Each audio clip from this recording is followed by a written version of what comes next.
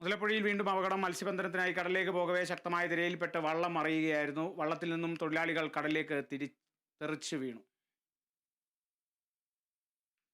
വിവരങ്ങളുമായി സൂര്യഗായത്രി ചേരുന്നു. സൂര്യ, എങ്ങനെയാണ് വിവരങ്ങൾ?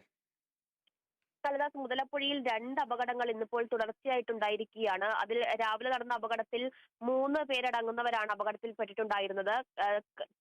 തീരത്ത് നിന്ന് തിരിച്ച് കടലിലേക്ക് മത്സ്യബന്ധനത്തിനായി പോകുന്ന ഇടയ്ക്കാണ് ഈ 2 വള്ളങ്ങളും മറിഞ്ഞ് അപകടം ഉണ്ടായിരിക്കുന്നത്.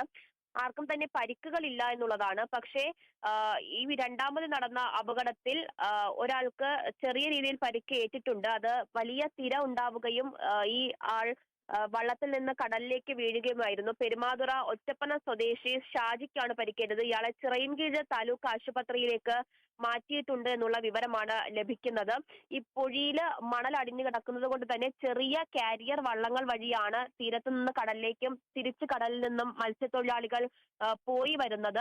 വലിയ തിരമാലകൾ ഇതിനിടയിൽ ഉണ്ടാകുന്നത് കൊണ്ട് തന്നെ വള്ളങ്ങൾ മറിഞ്ഞ് അപകടം ഉണ്ടാകുന്നതിനുള്ള സാധ്യത വലുതാണ്. കഴിഞ്ഞ ദിവസങ്ങളിലൊക്കെ തന്നെ വള്ളം മറിഞ്ഞ് അപകടം സംഭവിച്ചിട്ടുണ്ടായിരുന്നു. ഇന്നിപ്പോൾ തുടർച്ചയായിട്ട് 2 വള്ളങ്ങൾ മറിഞ്ഞ അപകടം ഉണ്ടായിരിക്കുകയാണ്. വലിയ പരിക്കുകൾ ആർക്കും ഇല്ല എന്ന് പറയുമ്പോഴും മഴ കൂടുതൽ ശക്തമാകുന്ന സാഹചര്യത്തിൽ ഉയർന്ന തിരമാലകൾ ഉണ്ടാകാനുള്ള സാധ്യത കൂടി പരിഗണിച്ച് ഇനിയും അപകടങ്ങൾ ഉണ്ടാകും എന്നുള്ളതാണ് മത്സ്യത്തൊഴിലാളികൾ പറയുന്നത്. കണ്ണൂരിൽ നിന്ന് ഡ്രഡ്ജർ എത്തിച്ചിട്ടുണ്ടായിരുന്നു. പക്ഷേ ഡ്രഡ്ജിംഗ് കാര്യക്ഷമമാക്കാൻ ഇനിയും വൈകുമെന്നുള്ളതാണ് മത്സ്യത്തൊഴിലാളികളിൽ നിന്ന് ലഭിക്കുന്ന വിവരം. കഴിഞ്ഞ ദിവസമൊക്കെ തന്നെ ഡ്രഡ്ജിംഗ് കാര്യക്ഷമമാക്കുന്നതിന് വേണ്ടിയുള്ള നടപടിക്രമങ്ങളിൽ ഇടയ്ക്കൊക്കെ മത്സ്യത്തൊഴിലാളികൾക്ക് പരിക്കേൽക്കുകയൊക്കെ ചെയ്തിട്ടുണ്ടായിരുന്നു. ഇനിയും ഡ്രഡ്ജിംഗ് നടപടി തുടങ്ങുന്നതിന് വേണ്ടി ഒരു കാലതാമസം ഉണ്ടാകും എന്നുള്ളതാണ് മത്സ്യത്തൊഴിലാളികൾ ഇപ്പോൾ പറയുന്നത്. ഈ ഡ്രഡ്ജിംഗ് ആരംഭിക്കുന്നതിന് വേണ്ടി കൂടുതൽ സോയിൽ പൈപ്പുകൾ വേണ്ടി വരും. അത് കണ്ണൂരിൽ നിന്ന് എത്തേണ്ടതായിട്ടുണ്ട്. അത് എത്തിക്കഴിഞ്ഞാൽ മാത്രമേ ഡ്രഡ്ജിംഗ് കാര്യക്ഷമമാക്കാൻ കഴിയുകയുള്ളൂ എന്നുള്ളതാണ് അവർ പറയുന്നത്. മാത്രമല്ല, പൊഴിക്കായി നിർമ്മിച്ച ചാനലിൽ വീണ്ടും മണലടിഞ്ഞ് ആഴം കുറഞ്ഞതായിട്ടുള്ള പരാതി കൂടി മത്സ്യത്തൊഴിലാളികൾ പറയുന്നുണ്ട്.